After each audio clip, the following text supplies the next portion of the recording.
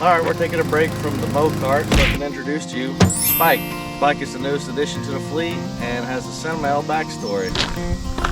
Spike is a 94 S10 with a 4.3 liter V6, 4L60E, extended cab, a two-tone factory paint job.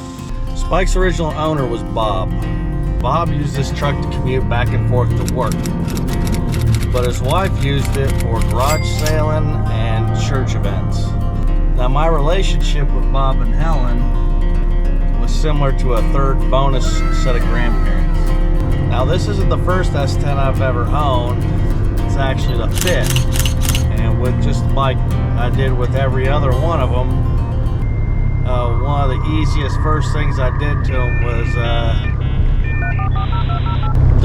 debadge them. We don't need no badges.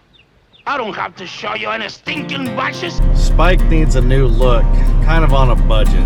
So in this video, I'm going to debadge, de-pinstripe, and remove all the unnecessary ugly stuff off of this truck.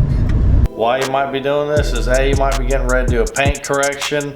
You may want to take the moldings off and paint them a different color and put them back on.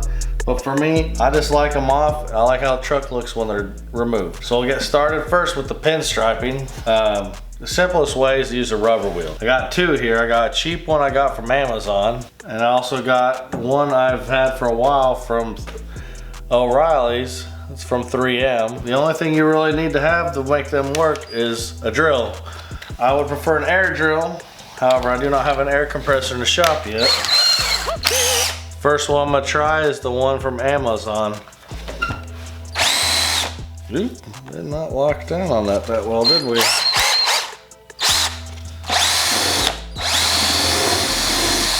I didn't expect this one to fail so fast. Oh, but if you look at that arbor, well, this is not doing us any good, is it? Pass on the Amazon one and go right into the one from O'Reilly's. But I've never had one of these fail from O'Reilly's yet. What you want to do is you don't want to stay in the same spot too long, but you do want to keep moving the drill up and down. Oh, now focus. So let's get started.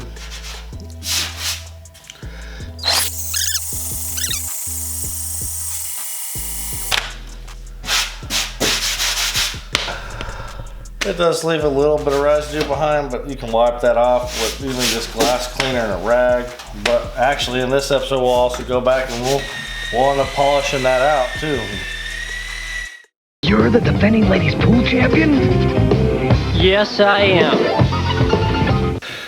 Alright, now that we got the stripe off this fender, let's go ahead and take this chrome off. You want to take your time on stuff like this. It's actually really easy. It's just a few screws. They're Phillips head on this one. You want to make sure you use the correct head.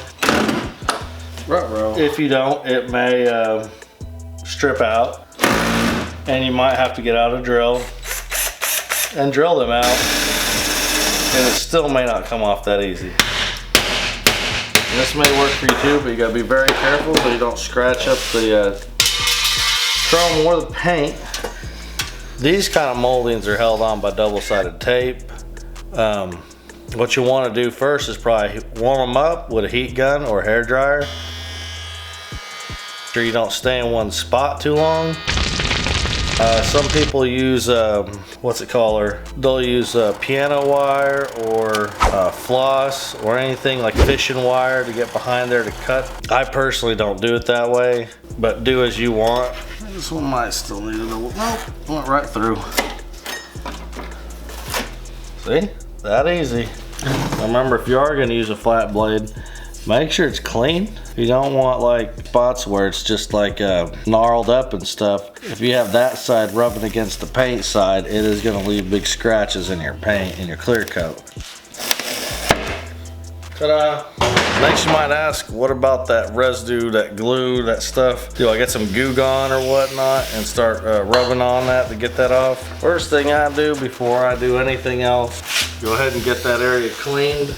If your drill is actually working like at 100% cycle duty, like it's an air drill, but right now I'm working about 30 minutes at a time with mine. So to kind of speed things up, I get that kind of lubed up. And I'll come back here with a razor blade. Now you gotta be careful, you can't be digging in like a 45-degree angle. It's almost like you're trying to make it flush. It makes it to where there's a lot less of that double-sided tape left over to get off with the rubber wheel. I ain't no expert. I'm not necessarily perfect at this. It is faster. I have scratched many cars doing so, but you learn by making mistakes. Even if I accidentally scratch the paint or whatever, I'm gonna be coming back and sand this down and painting it. Now with most of it gone with the razor blade, just come back with your rubber wheel.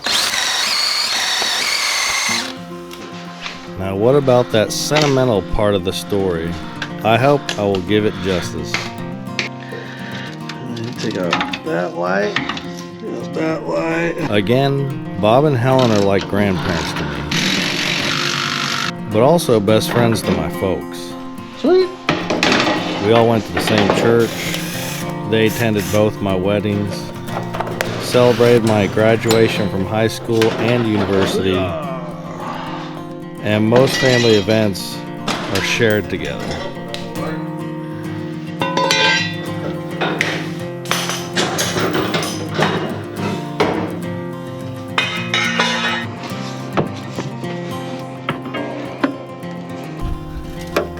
But last December, we said our final goodbyes to Bob.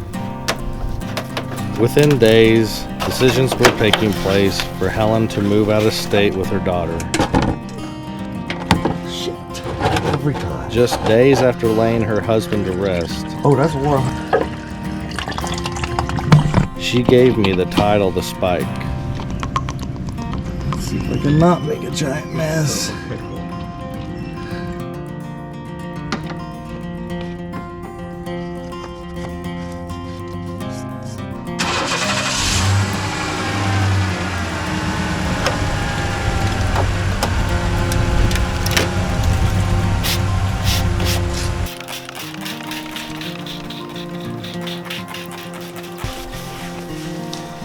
Needless to say, I was in shock about that. I've only been emotional one other time over a car, and it was after selling it, not receiving it.